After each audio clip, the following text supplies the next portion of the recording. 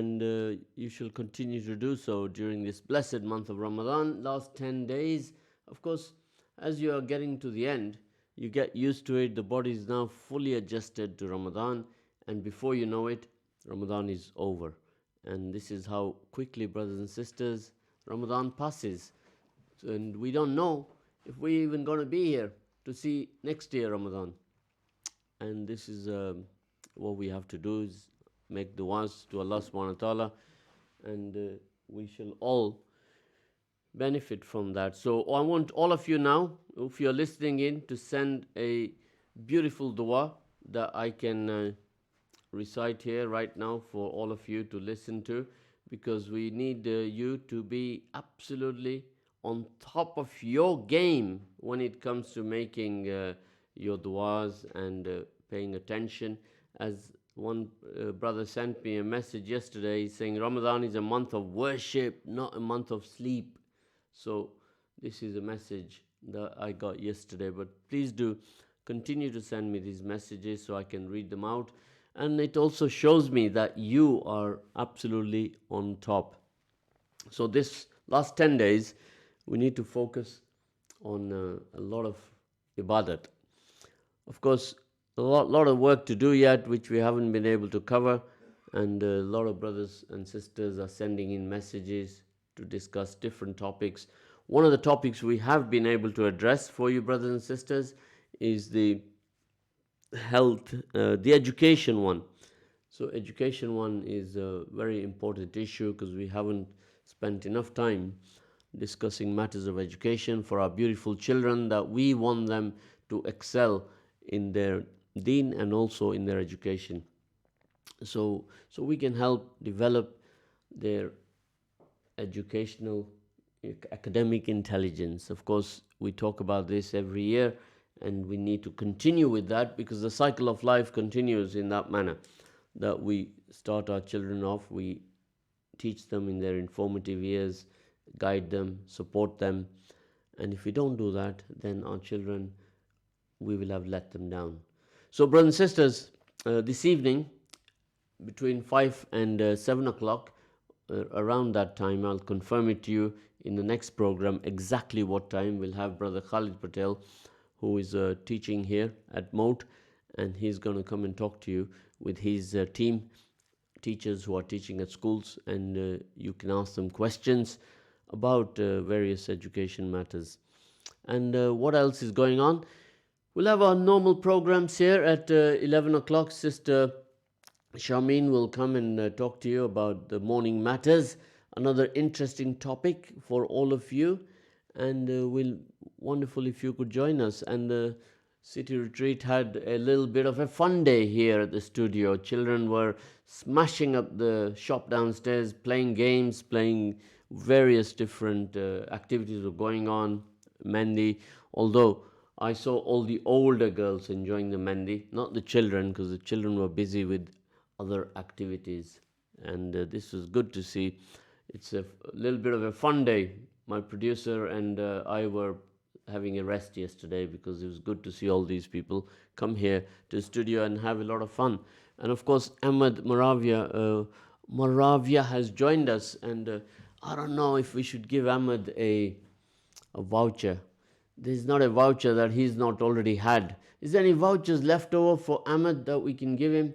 That's a fame fashion voucher we have. Ahmed, if you got any kids, you can go there and buy some school uniform.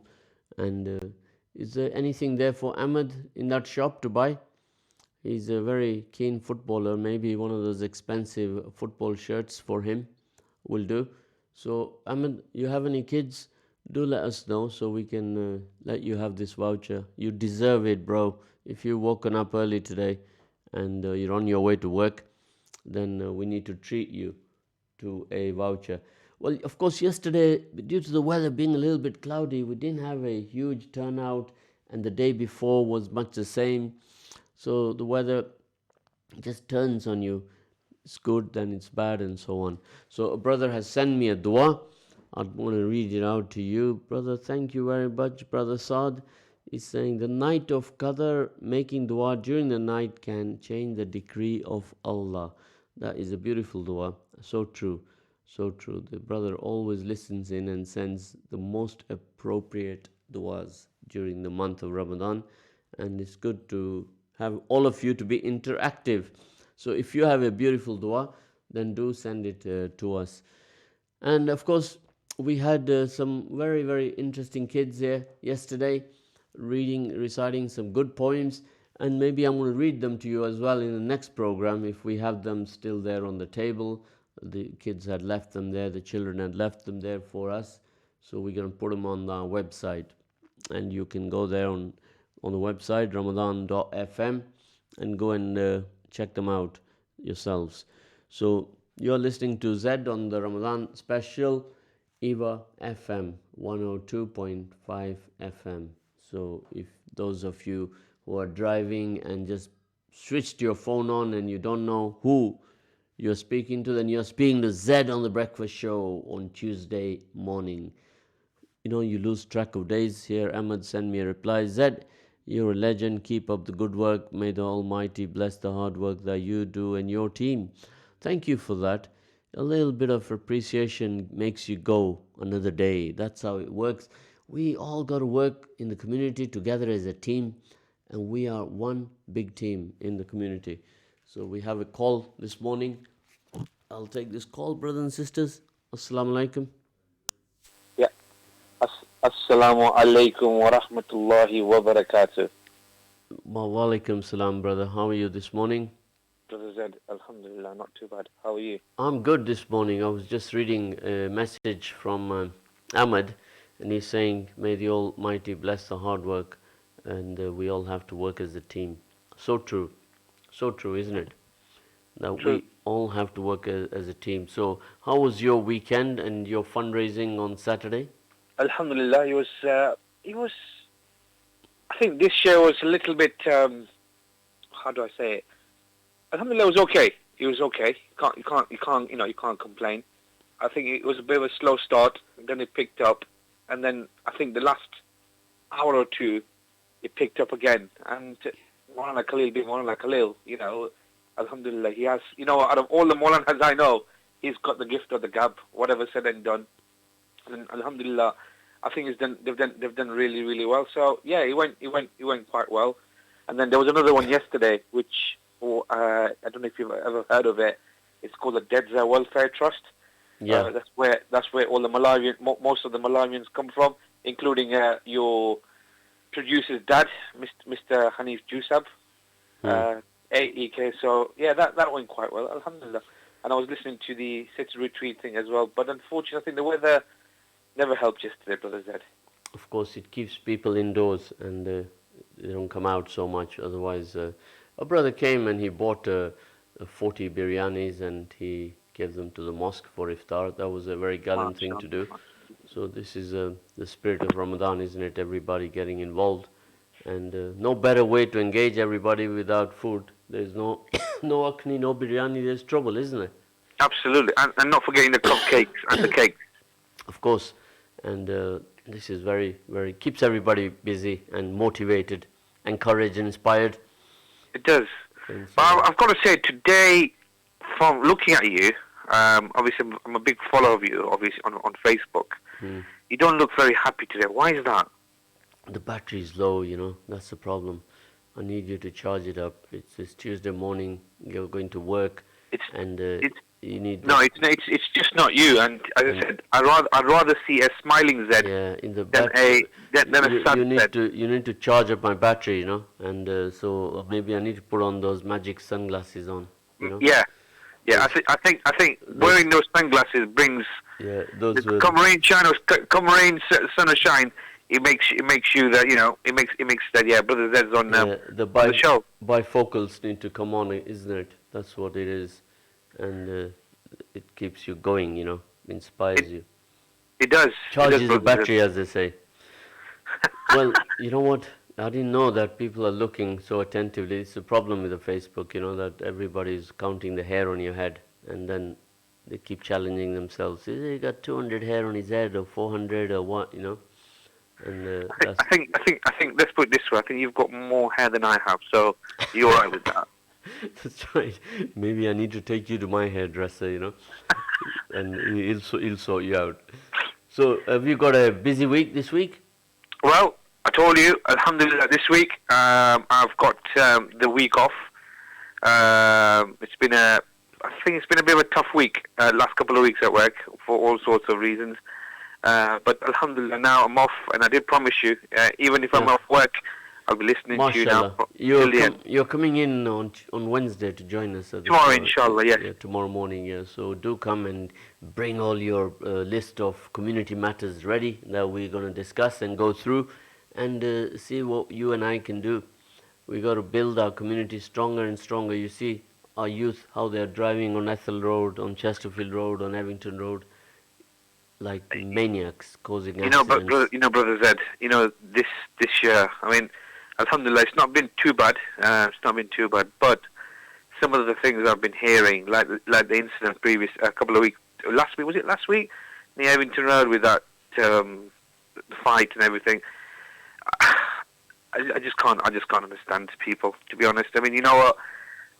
We are so blessed. I'm not going to go into one of my lectures, but I tell you something. You know, when you sit back, honestly, one day before Ramadan ends, just sit for an hour or so, just close your eyes, and just think how lucky and blessed we are. Yet again, for another month of Ramadan, but people never learn.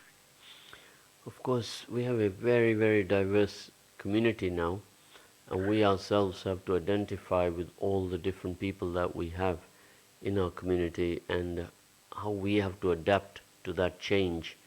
Exactly.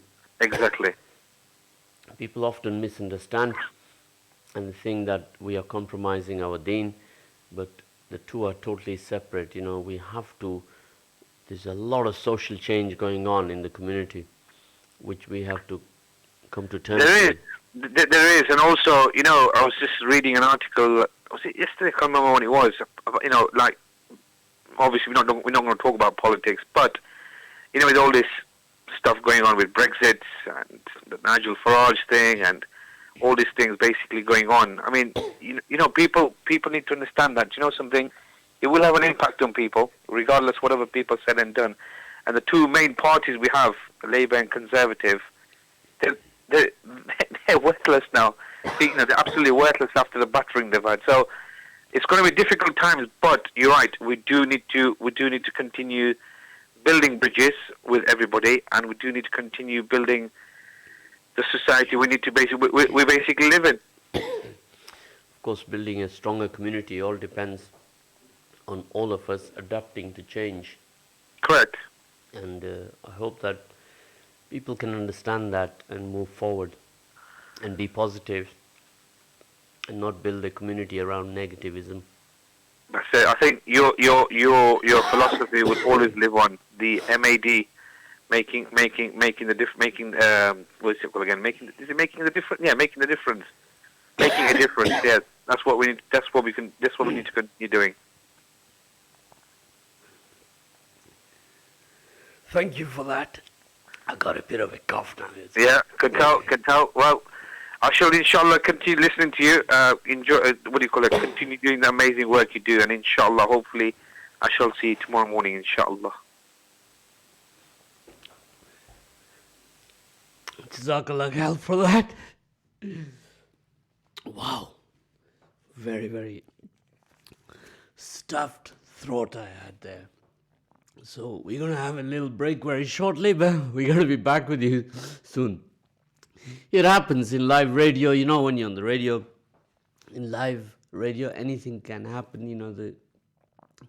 In the month of Ramadan, you come to a stage where sometimes you need to cough, and then your throat is saying, give me some water, and your mind is saying, no, you're fasting, That's, you have to go on. And it happens, even on live radio. So I'll be back in the next session ready for you. Jazakallah khair. My name's Abida. I come here to Jummah sometimes. So we're at the City Retreat. And the City Retreat is a place that's open to everyone. It's women friendly and child friendly, which is great. I think because this place is open, and you have an opportunity to interact with everybody. You get to challenge stereotypes. Yeah, so during one of the Q&A sessions, my 6-year-old niece was like, why do we say Ameen? And I thought, wow, I didn't even know you were listening. So she raised her hand and put a question to the Sheikh. And what I like about the audience, they're all different ages and they're at different stages. And a lady said, oh, I was thinking that the other day as well. What does Ameen mean? And I thought, wow, beautiful. We're all uniting on something that's really important to us, our faith and our curiosity to become closer to Allah subhanahu wa ta'ala. So yeah. I do live near other masjids as well, but this place is rare and it's special, and it's the way the Prophet's masjid was set up, and that's you can't put a price on that, and travelling here or whatnot from anywhere. If we want to change the narrative that's been set for women, we have to not just talk the talk, but we've got to walk the walk, and that includes supporting the places and the people that are trying to make the masjid inclusive for all people. So, yeah.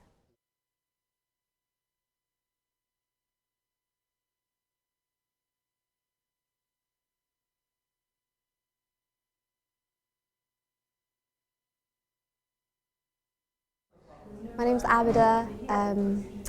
I come here to Jummah sometimes. So we're at the City Retreat, and the City Retreat is a place that's open to everyone.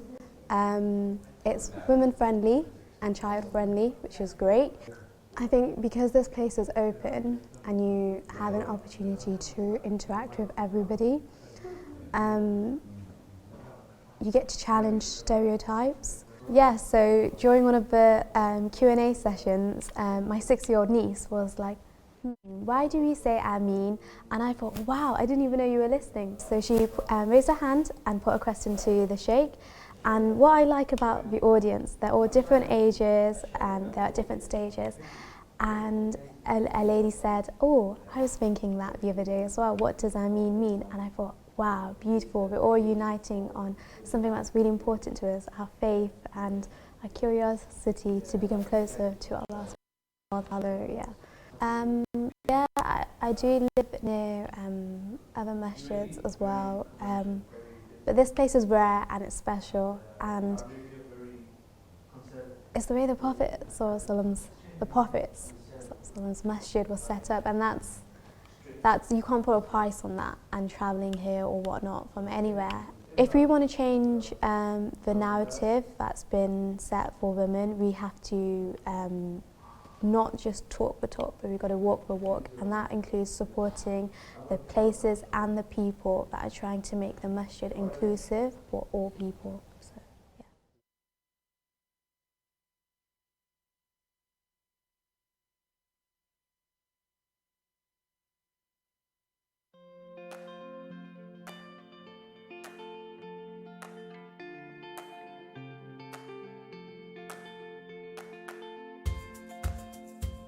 Hello, my name is David Adamson. I'm the PM for this particular building project.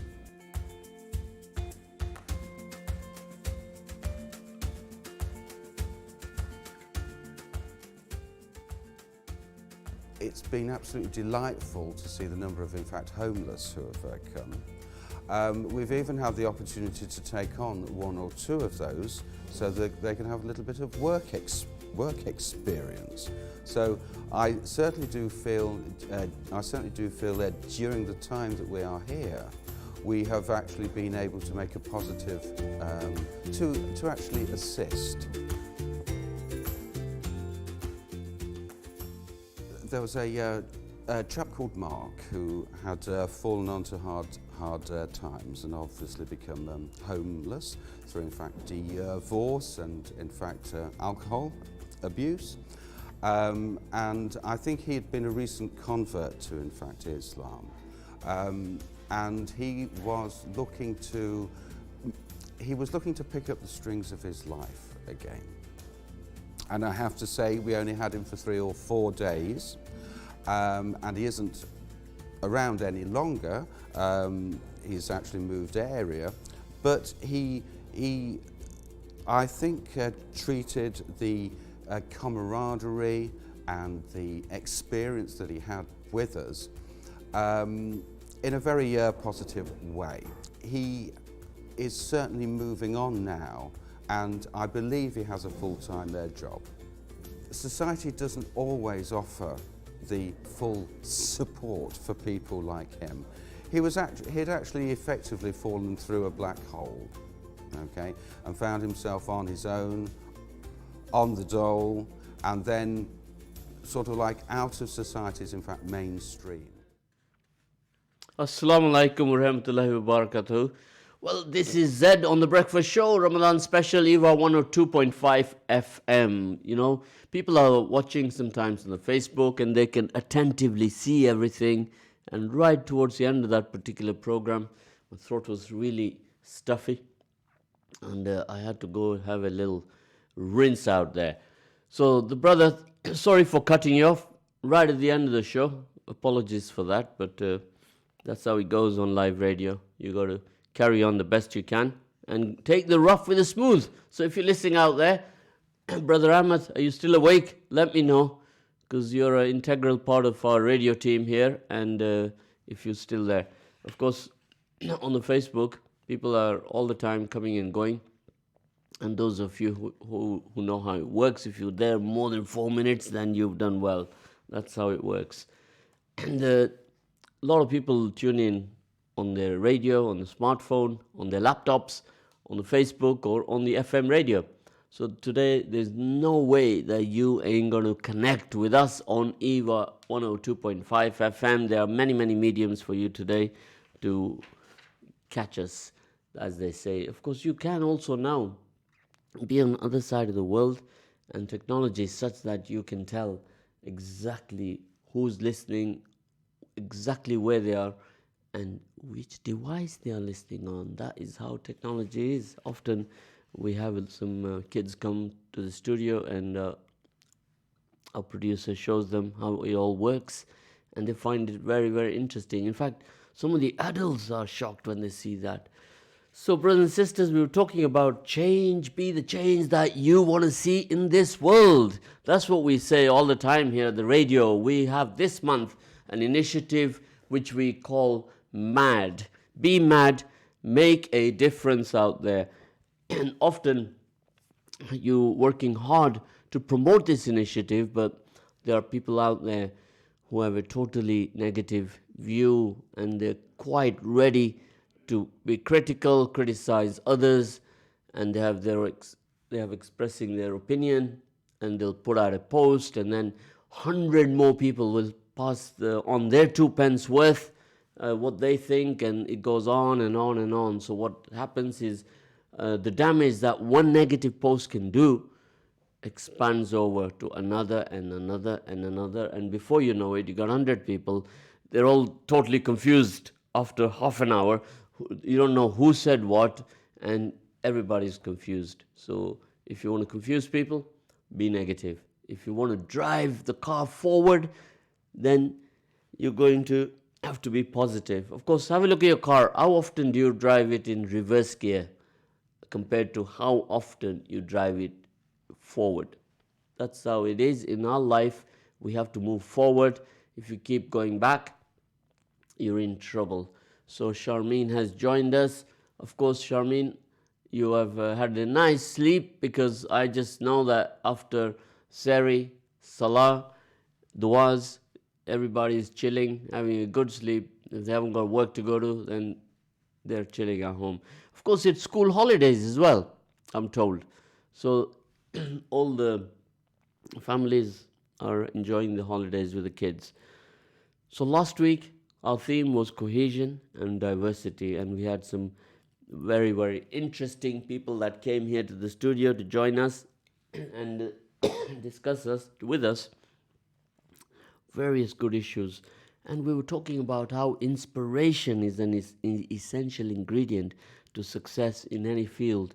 And in every field out there, you will meet people who are very, very inspirational.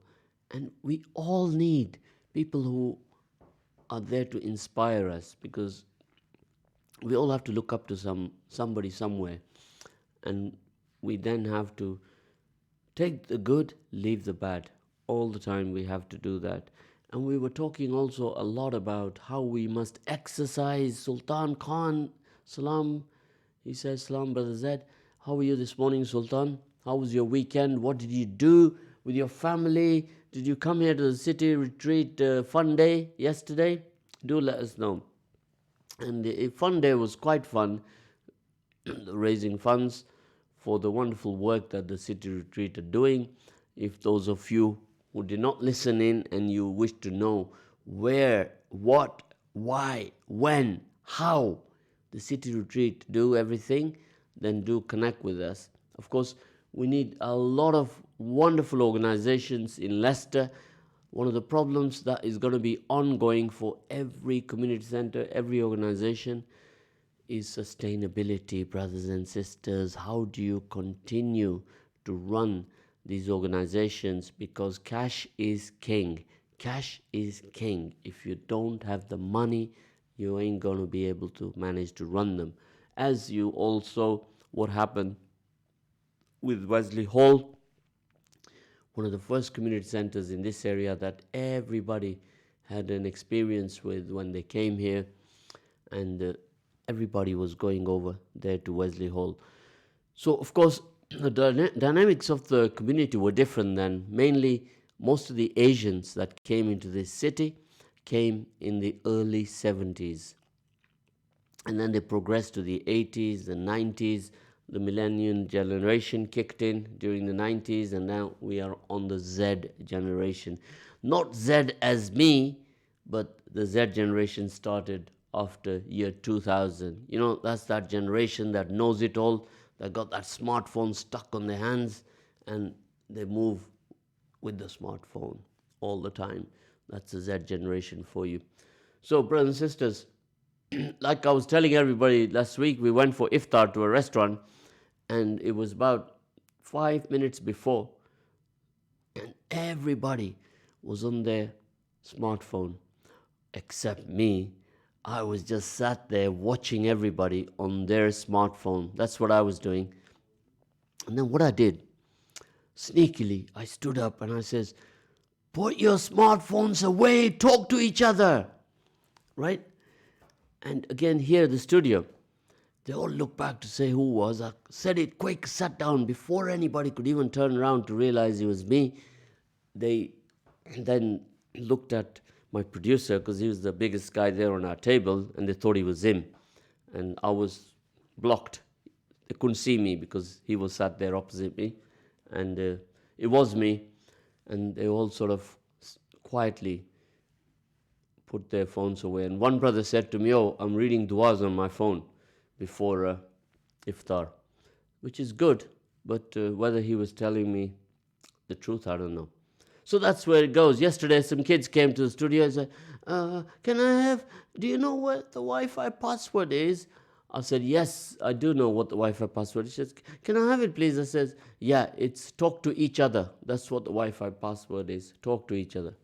And nowadays, often you go to restaurants, and they give you the Wi-Fi password, and that is what the password is. Talk to each other. So put your phones away, talk to each other. Now imagine a day, can you see the face? Can you see somebody's face when they're looking for iPhone charger? iPhone charger. Do you know where the iPhone charger is? I've got this one. No, this doesn't fit because this is a Samsung.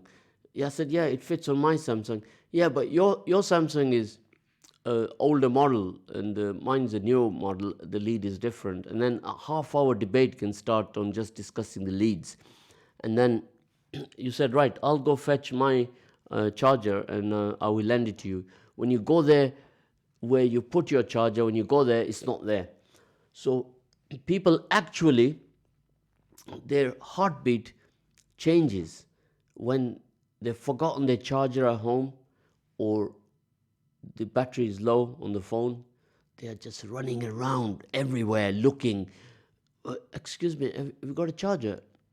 Have you got Wi-Fi? Have you got this? Have you got the phone? Such is the impact of this device, brothers and sisters. This particular device, I cannot tell you what this is because that would be against the laws of advertising.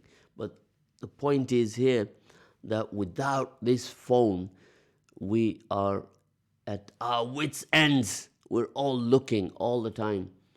The average time a person spends on the phone, does anyone know that? Noor Aslam, give me an idea of how long you spend on your mobile phone a day. What is the average time? Does anybody know there? Let's share with each other some knowledge, and let's find out what we spend on our phones a day.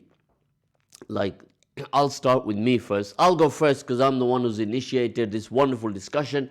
So I would say that myself, I would spend about, I would say, approximately 1 hour and 48 minutes a day on the phone. That is receiving calls, making calls, and checking my WhatsApp, my Facebook, my Instagram, an hour a day. 1 hour 48 minutes is my average. So, how about yourself, my producer? I wonder how long he spends. Of course, while he's at the studio all day long, he's limited because he's focused on doing his work, and we have long days here. The reason my phone is on the table here is because a lot of people are sending text messages in, and we drive conversations, and somebody will send a message about how long they spend on the phone. So if you want to share with me your time that you spend on the phone, don't be scared. It's just a little discussion. Nobody will say nothing to you. Nobody will think bad of you. We just got to share ideas with each other and so on. So Noor has replied around 15 minutes in the morning, afternoon and evening. I know it's really bad. No, actually, that is very good. The way you put it there, 15 minutes in the morning and 15 in the afternoon, 15 in the evening. That's only 45 minutes. And you said that really well, because if you would have said 45 minutes, that sounds more. But you split it. You gave it to us as breakfast, lunch, and dinner. So you split it into 3. That sounds much better. Smartphones are addictive. And of course, they are very addictive. We live in a digitally addictive world. So we're all, in some ways, shapes, forms, digital addicts. That's what we are, digital addicts. If you're a digital addict, put your hand up and let's go. So here, shall I give you some stats now, brothers and sisters? Let's talk about distribution of time spent. Distribution of time spent on a smartphone. It is quite horrendous that we spend 35% of our time on social matters, and then we spend 16% of our time on entertainment on the smartphone. Then we have gaming, 12%, messaging, 7%, productivity, unbelievable, 4%, and then news, 3%, commerce, 3%, search, 3%, is quite frightening. And then there's a 14%, which means health and others. So 28% of the time is social chit-chat. So that's how we spend our time on the smartphone. So that is quite interesting. It's there to entertain you, educate you, excite you, and consumer attention on the mobile is quite eye-opener, isn't it? That 35% of the time you use your smartphone is for social. Of course, social change is necessary. We were moving on now away from the smartphone because it is a little bit of a addictive subject. You can't get enough of it. You can't do without it. When you are not with your phone or you left it in the car, 2 hours to go without it is giving you a little bit of the shakes. So, brothers and sisters, let's spend our time absolutely wisely and make it productive. So we have another walk-in guest who's a very shy person, not going to join me in the studio. So I'm going to try to persuade her. My producer is going to use his persuasive skills. One of the aspiring bright teachers in education, a creative person, a person that inspires me. I love people who are creative, innovation, creation. Now, after this break, I'm going to have a little discussion with her, and she's going to join us after the break. Yeah? So 9 minutes left. Okay, no, we need at least half hour with this particular guest, or 9 minutes is not enough, right? But she can come and join me and get used to the studio, and then we're going to carry on and have a little discussion. Well, you see, every day we have walk through the door, your pound's worth more. We have some wonderful guests who walk in this week. This week is Education Week, brothers and sisters. So all of you out there in the field of education, you do walk through this door and talk to us about where you are teaching, what you're teaching, how you are teaching, and where do you aspire to be tomorrow? How are you going to energize these kids? You see, now I am battery charged, brothers and sisters. Brother Zahid, if you're listening in there now, you're free to call me and put some challenging questions to me now, because now I've got a guest here and I've got my producer here. We're all absolutely on top of our game. So this week, we're going to spend a lot of time on education matters. The whole week is called Education Matters. Of course, how the smartphone is connected to this matter is because if you spend your time on the smartphone, you're not going to have little time to spend on education unless you're using your time to use a smartphone on educational matters, right?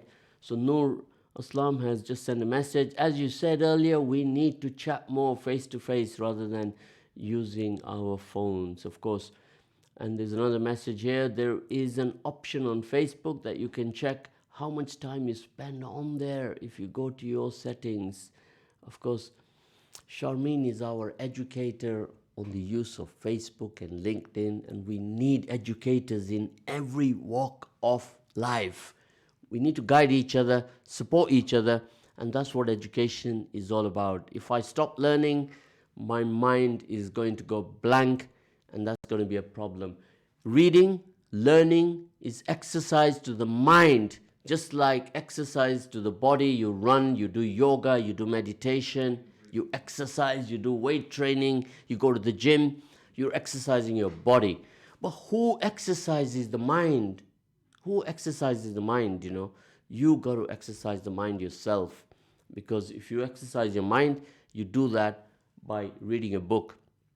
And they say Ikra. Ikra, it means read.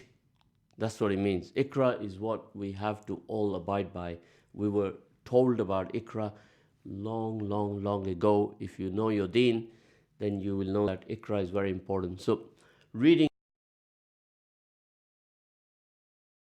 just grab their smartphone and start reading a little paragraph and they think that I've read all the chapters in the book.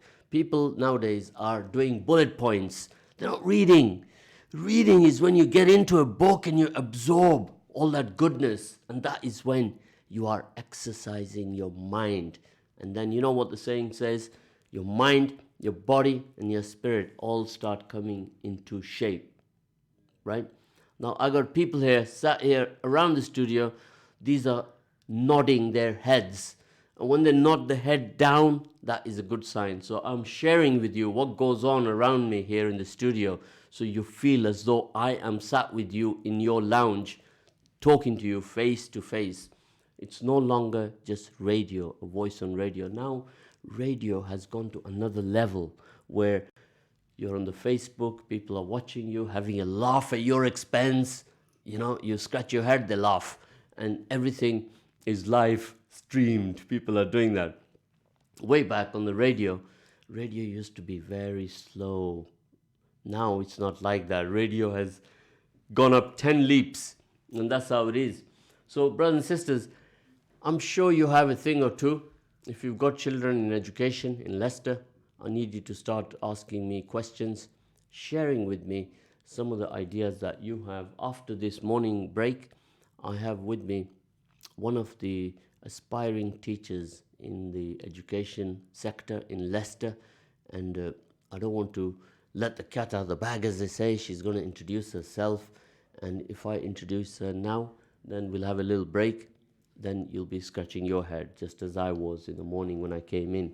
And then she's going to share with us all the good things that she is doing in the educational sector. All the teachers who are listening in right now, do come and join us. We have a program later on in the evening dedicated to education. That will be between 6 and 8 p.m. today. So the program is called Education Matters for you, for all of you. It does matter, because without education, we will all be poorer for it. So as you know, we start the journey with informative years in the nursery school, then we progress to primary school, then we progress to secondary school, then we go to university. And if we don't go through that phase, then it doesn't matter, because you may not be cut out for university because you are an extra special creative individual.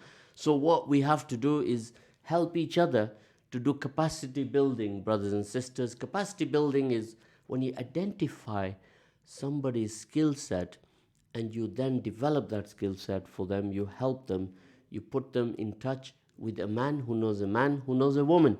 And that's what the saying goes. That's what networking is all about. You connect people with each other and they learn from each other, and then they can move on in their respective careers. So if you look at the likes of Bill Gates, you look at Steve Jobs, these are iconic individuals. They were successful in what they did because they were not the best of educationalists. And in fact, where they were studying, they were written off that he will never make it. But look at them today. Everybody in the world is inspired by them because capacity building is what they went through. They had a skill, they were innovative, they were creative, and they had the mindset. And look how they changed the world. The iPad, the smartphone, the Apple. It absolutely took the whole world to another level. So today, if you ask anybody which devices they use, go on, do a little test. And the chances are they're using one of these devices. So this is a little example for you, but there are many, many examples out there. All the self-made entrepreneurs, they were successful because they had creative, hard work, passion in what they believed in, and that's why they were successful. Of course, if you are successful, then it's your duty to help others to make them successful also, to inspire them, to take them under your wing, as they say, and teach them and guide them.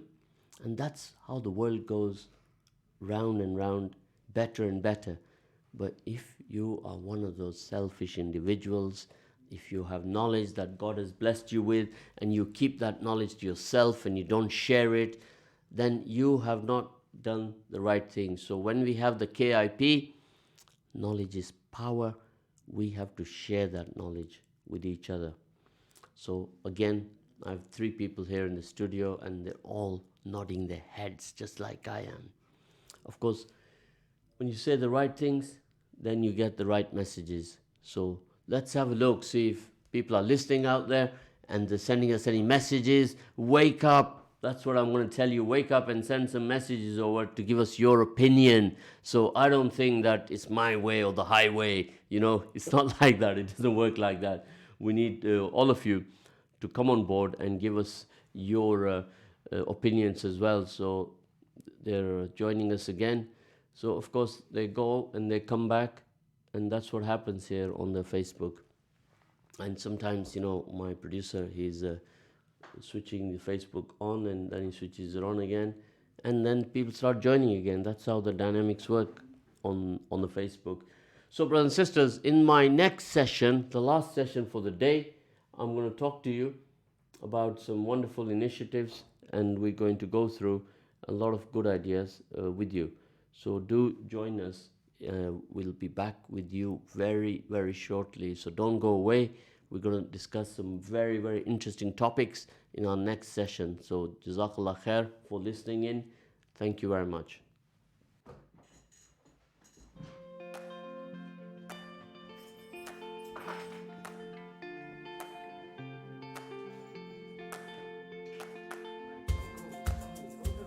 Hello, my name's David Adamson. I'm the PM for this particular building project. A beautiful hadith that, for me, says so much about how we are and how we are meant to be, is the hadith that Bukhari and others relate of the man who came into the masjid and of the Prophet of Allah sallallahu alaihi wasallam, and he felt people looking at him in a way that made him uneasy. So he offered a 2 rak'ah prayer, and then he made a dua, and he said, "Oh Allah, have mercy upon me and Muhammad, but don't have mercy on anyone else here." And the Prophet of Allah sallallahu alaihi wasallam said to him, "Laqad tahajjarta wasi'an." You've constricted something vast and expansive. So he taught him. A little while later, this man got up, and he was a sort of, a character, somebody, a Bedouin, somebody who wasn't from, used to perhaps being in particularly polite society. He stood up and he, in a corner of the masjid, began to relieve himself. He began to urinate. The companions and the people who were in the mosque at the time, of course, are outraged, and they stand up. كَادُوا أَن يُوَقِعُوهُ. They're very close to falling upon him, to knocking themselves. This is an outrage. I mean, this guy is guilty of defiling a sacred space. He's, doing this terrible thing where people pray and worship. It's not just a masjid, it's the masjid of the Prophet of God, sallallahu alaihi wasallam. So it's the second most sacred place of worship in Islam. And, he's exposing himself. He's doing all sorts of terrible things. There's a catalogue of bad things taking place. And so people are very angry, and they're about to respond to him in a way that expresses their feelings. And the Prophet tells them all, sallallahu alaihi wasallam, to stop, to back down. Let him finish, he says. And then the Prophet of God, sallallahu alaihi wasallam, says, all you need to do, and tudlu alayhi dalwan aw sijlan min ma. All you need to do is empty out a vessel of water, and you've resolved this. But then he explains some of the thinking. فَإِنَّمَا بُعِثْتُم مُيَسِّرِينَ وَلَمْ تُبْعَثُوا مُعَسِّرِينَ. The Prophet says, alayhi salatu wasalam, to the wider congregation, remember you were sent to make the path to God easier, not to make it more difficult than it already is. It's easy to act on your anger and emotions, to let that have full sway, to let that control and influence your actions. But then the implications of that, maybe it's given you an ego boost, but it's done irreparable damage to somebody else and their journey to God and their relationship with faith and their relationship with the places that are meant to nurture faith. Or we can be compassionate, and we can be patient, and we can be loving and inclusive in spite of mistakes, some of which may seem to be completely outrageous and unacceptable. But we still have to have a space for one another. This person that day, had he been handled differently, perhaps the mosque would have become emptied of one worshipper who'd never make his way back again. But the mosque, as a result, and this person as a result, their lives were richer for that experience. So that really influences and motivates me in what I'd like to see of the city retreat. Places that are open, places that are compassionate, places of faith need to represent faith in how we engage with those who come in and those who aren't inside yet, but maybe will wander in one day, inshallah.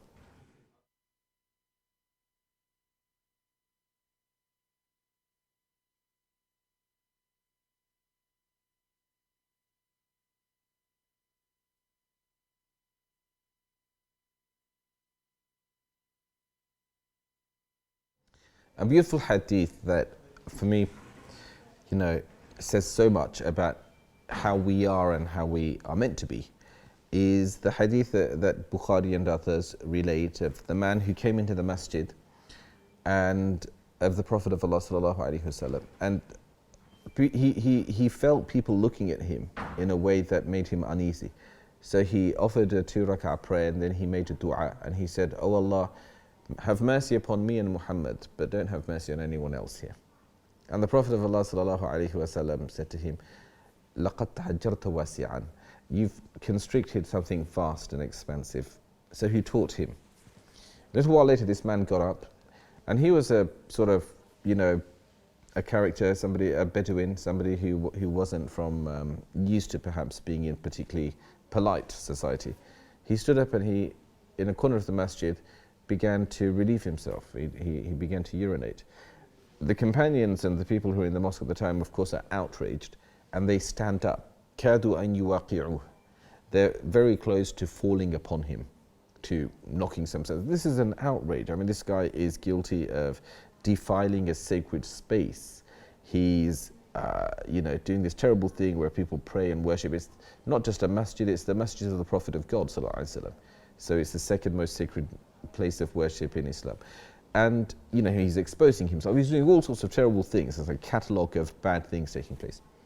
And so people are very angry and they're about to respond to him in a way that expresses their feelings. Assalamu alaikum wa rahmatullahi wa barakatuh. Brothers and sisters, we are back on Ramadan special EAVA 102.5 FM. And then the Prophet of God two wonderful guests who have joined me this morning, and they are going to finish this session off with me today. So to my left here is a young lady, Pat Leeds. Pat Leeds. I told you about her last week. Those of you who are scratching your heads will remember.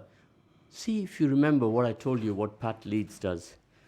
Of course, Pat, these listeners, they're a little bit slow. The battery's not charged very well during the month of Ramadan. So you go and tell everybody out there listening right now what you're doing. Well, I'm on the committee of the Leicester Children's Holidays, and I've got a little mission at the moment to let everybody know the charity is still in existence. It's one of the oldest charities in Leicester. It's 121 years old, and we used to send children on holiday to Mablethorpe. We had to close Mablethorpe because the cost of the building was prohibitive. So we sold it, and everybody now thinks the charity doesn't exist. And we rely solely on donations. We're now sending the youngsters to a much more exciting place, an activity centre in Sheringham. Costs £391 per child. So we still desperately need the donations to do that. So I'm on a mission to say to people, the charity still exists. Mablethorpe is gone, but we're still here. We're still sending youngsters on holiday. So these are youngsters whose families are needy, in poverty. Not necessarily. What is the? When the charity first started, it started in 1898, and it was called the Leicester Poor Boys Summer Camp. And a lady decided that these poor young boys that were in the slums of Leicester, and they were selling newspapers for a farthing or begging, needed a break from the slums of Leicester. So she decided to take them off to Mablethorpe. So they went off there in tents. So that's how it started. It literally was poor boys. But now there's different needs that youngsters have now. It's not necessarily that they haven't got the money, the parents haven't got the money.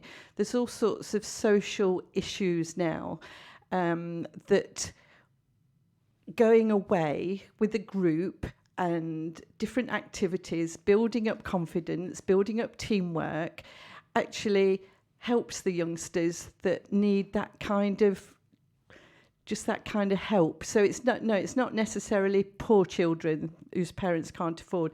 So some may be special needs. Yeah, it may be a family where one of the children has issues, so therefore they can't go on holiday as a family, which means the child who hasn't got any issues doesn't get a holiday. So it's nice for that child to come out of that environment for a short time, and also gives the family... So how many children do you have who go at once? Well, last year, because we'd sold Mablethorpe, we tried this activity centre and we sent 20 just to see what it was like. This year we're taking 40 at £391 a child, and next year we hope to send 80 and keep increasing as the years go on. But obviously... How long is it for, the duration? They go from Monday to Friday. Monday to Friday. And the age is 8 to 11 age group. 8 to 11. And it's boys and girls? Boys and girls, yeah. Right. And how old, what's the age? 8 to 11. 8 to 11. So the procedure is that they have to contact you and apply? Well, they can either be referred by schools, social services, families can apply direct. So there's various means in which they can be nominated to go on one of the holidays. So there's activities, there's some education, there's some recreation. Absolutely, And yeah. they get a breakfast, they get a lunch And a dinner. and a dinner, right? And So- then I would guess after a very hectic, busy day, I guess they just sleep all night And because they they're make exhausted. friends as well. They make friends. And a lot nowadays, there's a lot of emphasis on stress, which does manifest itself at quite a young age. So hopefully we build confidence in the youngsters. You know, I mean, I remember once I did an abseil. I hate heights, but somebody persuaded me to do this abseil, and I was absolutely terrified. But you know, when I got to the bottom, having done it, I could have ruled the world. And hopefully, these youngsters that don't have a lot of confidence, don't have a lot of self-worth, by the end of the week, when they've realised they can do things and they can make friends and they can be part of a team, hopefully that will stay with them as they get older. Of course, it's very important. And, you know, in this community, we have a very diverse community. Yes, yes. And if already you go to any particular school, as a sister here to my right will tell you, is she's teaching in a school. I'll allow you to introduce yourself, please. Hi, my name is Nazneen Madia, and I'm an art teacher at Moat Community College. So Moat Community College, she's teaching art there. Now you, if you can tell Pat here, what is the kind of diversity you have in your school? It's very diverse. The majority of children are Asian.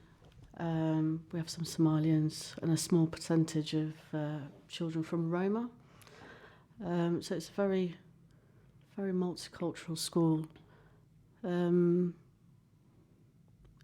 I think a lot of the children, there's a lot of children that come from abroad or have been travelling, through Europe from places like maybe Syria, even from Somalia. A long over the journey years. to get here. Yeah. Yeah. So, they face a lot of Yeah, difficulties. A little bit lot of barriers. trauma. yeah. Along with yeah. trauma, yeah. So the point here, Pat, was like, do you cater for this kind of diversity? Like the Muslim children, they would have a special diet, for example. Yep. They eat halal food. Yeah, So would you be able to cater for that? yeah. I mean, the number of children, excuse me, that are going don't reflect the diversity of Leicester.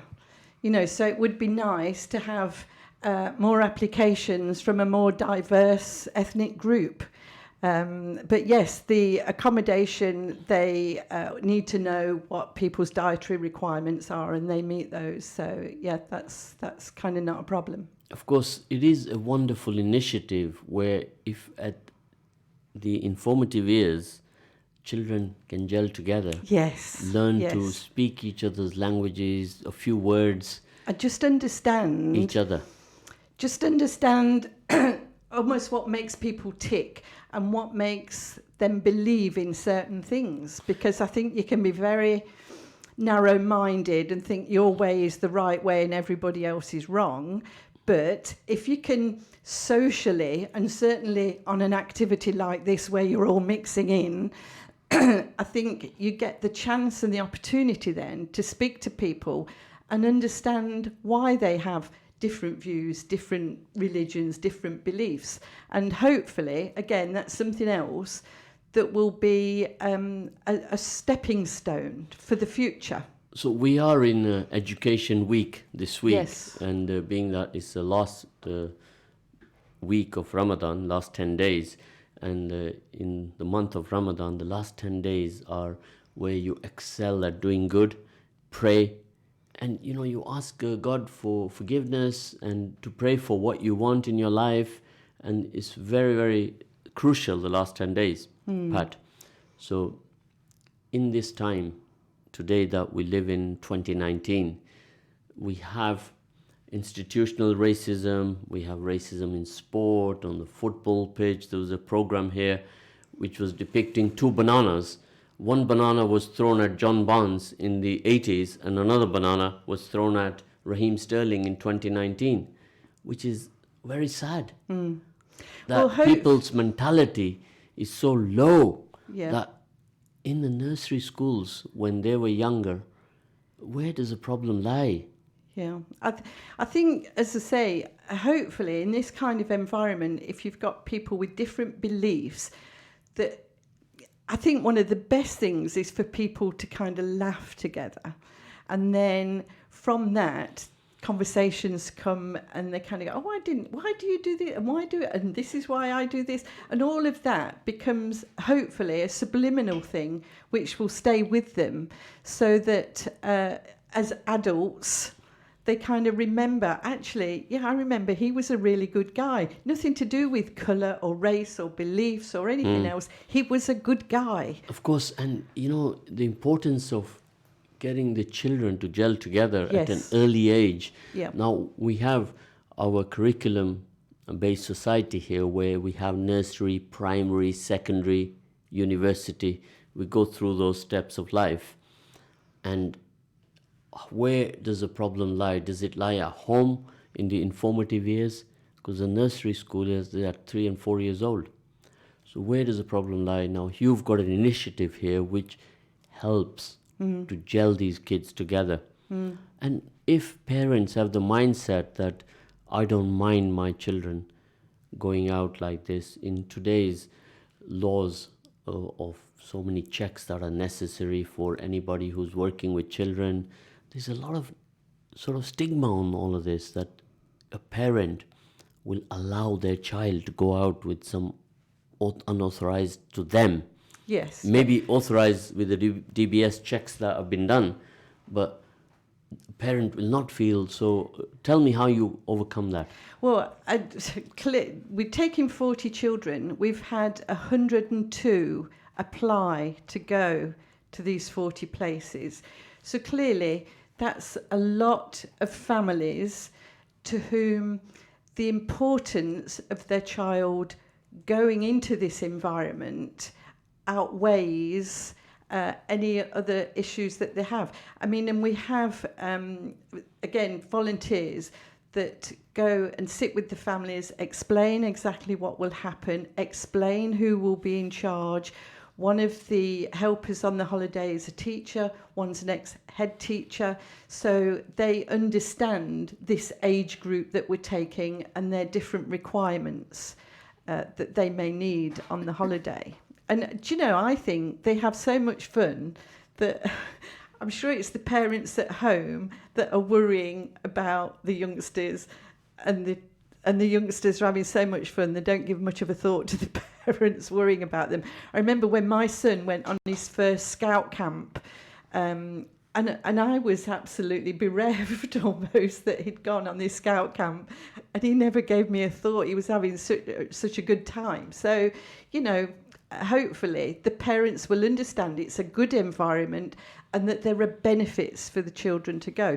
But of course, at the end of the day, without people donating and helping us to fundraise, we won't have the money to send the children. So that's kind of almost ties in with it, that we need people to help us to raise the money in order that we can take these children and give them a real good time. I can give you a list of some of the things that they do. I've got their brochure here. They do abseiling, archery, there's an assault course, wall climbing, crate stacking, a big fan descender, high ropes course, map reading, mountain bikes, orienteering. We're in a little group. They're given a map. They're not left on their own. I'm almost tempted to join myself. But as That's £398. But as a little team, they learn to work together. If you've got a team of 5, none of them generally know each other. Occasionally there's a brother and sister go, but none of them know each other. So they have to learn to listen to each other, listen to each other's ideas, come up with a plan, and then do it. They may get lost. Does that matter? No, because there's an adult in the background making sure they're not going to get into danger or do anything wrong. But think of the importance of that. When do you ever get the opportunity to do something like that as a child? You know? Of course, Naz, now you are teaching at one of the prominent schools in this area. You are in connection with a lot of parents. Do you feel that these parents will easily join this initiative? I think that a lot of parents want to get on board. They want their child to do well. Sometimes I feel like the parents need a bit of educating themselves. I mean, things like self-worth, confidence, some of these concepts, that, they're not aware of these things. They don't understand, what is it that I need to do to help my child become this confident individual who's going to grow and push beyond their capacities.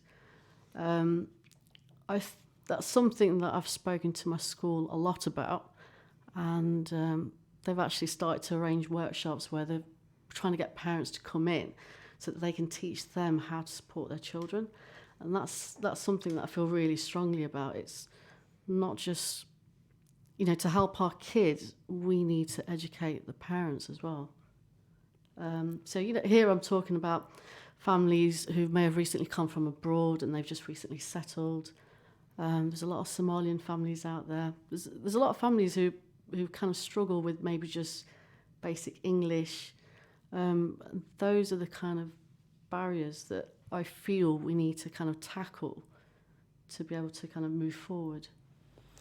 Of course, it's a good point there that Naz has made. Hilltop, where we're going, Sheringham, the ethos is on learning through enjoyment, achievement, discovery, responsibility and reflection.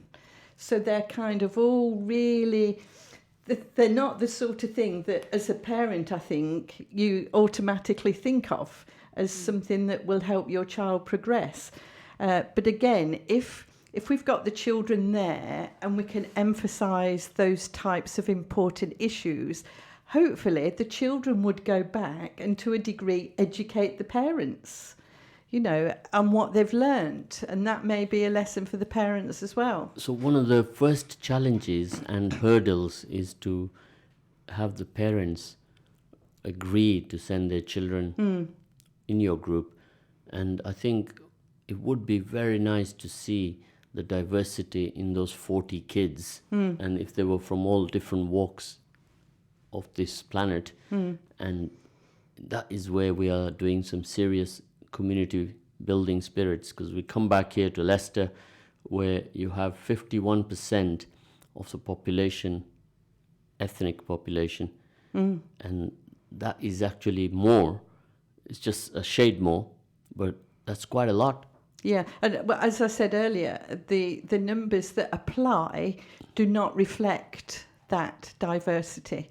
So again, hopefully today, having spoken about this, perhaps it might encourage a few more parents to kind of take it on board and think about it and think that it actually, not only for obviously this year we're going to fill all the places, but for next year, they may think that it's worthwhile to educate the youngsters from an early age. To learn about the different things, to learn about what we've said, achievement, discovery, responsibility and reflection, and for them to mix with different groups.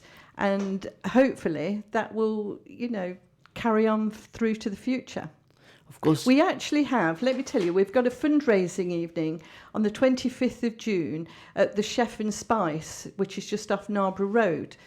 And it's a buffet, and it is for families. So, and it's quite reasonably priced. If anybody wants to come along and chat to people about that, that would be a really good opportunity, because there's going to be the trustees from the charity there, volunteers from the charity, so they could probably explain on a one-to-one basis to parents exactly how their children would benefit, what care we take of them, what provisions are in place for them. So if they want to come along to that, then, they'd be more than welcome. Of course, the theme this week, for those of you who are listening on EAVA 102.5 FM, Ramadan special, is education. And education, when we say that, we don't only mean education for our children. Not just, yeah. We also mean education for parents, like Naz has pointed out, that the parents, if they don't take part, they don't enjoy.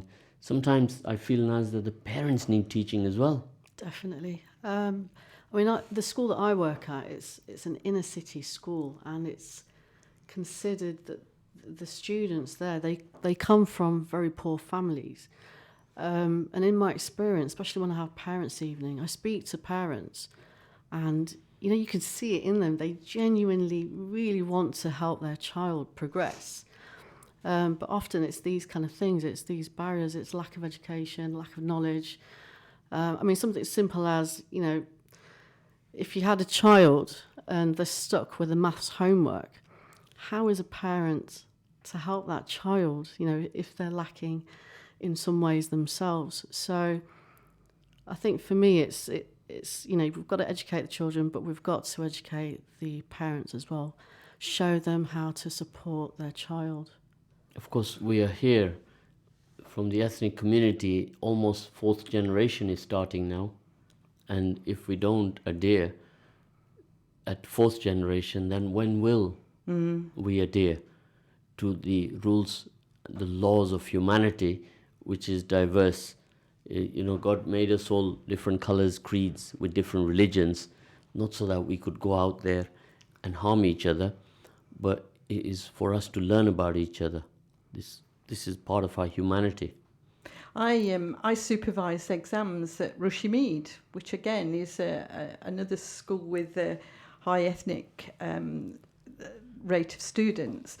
But they all get on so well. I don't see anything where they're kind of clashing with each other, other than the normal that 15, 16-year-olds do, falling out over something or other. But generally, they all get on well, and they really do give a lot of.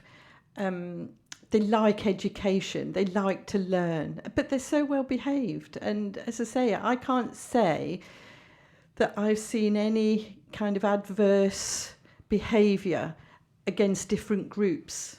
And there are different groups there because some of them need various dictionaries for their exams, but they all seem to gel together. It's good to see. Absolutely. So hopefully, that's a generation now that's 15, 16. I do see the younger ones, obviously, but I don't actually have them for the exams. But hopefully that will move forward too. Yeah, so sometimes maybe we are not the social engineers in this country, but this problem is ongoing completely, where later on in life you see the rise of these far-right groups. And it is very depressing and very sad that they fail to see the value of integration, and they push forward, put people in fear. And fear is not good, because it almost becomes like a tool of rule, and it influences people the wrong way. It's a means of control. I think it's football. I go down Leicester City, and what always amazes me is we could play Tottenham, and Tottenham fans were abusing Leicester players in a kind of a nice way, and vice versa. But suddenly, when England play, all these fans that were against each other now have got players in the same team, and of course now they're together. And I guess if there was a European team, it's very kind of tribal almost, isn't it? That you support your little bit, and I think sometimes perhaps if we all understand the other tribes a little bit better, then it would be helpful. Now you've touched the topic of football, and we're going to need another half hour, and we're coming to an end now. We've got 27 seconds to go.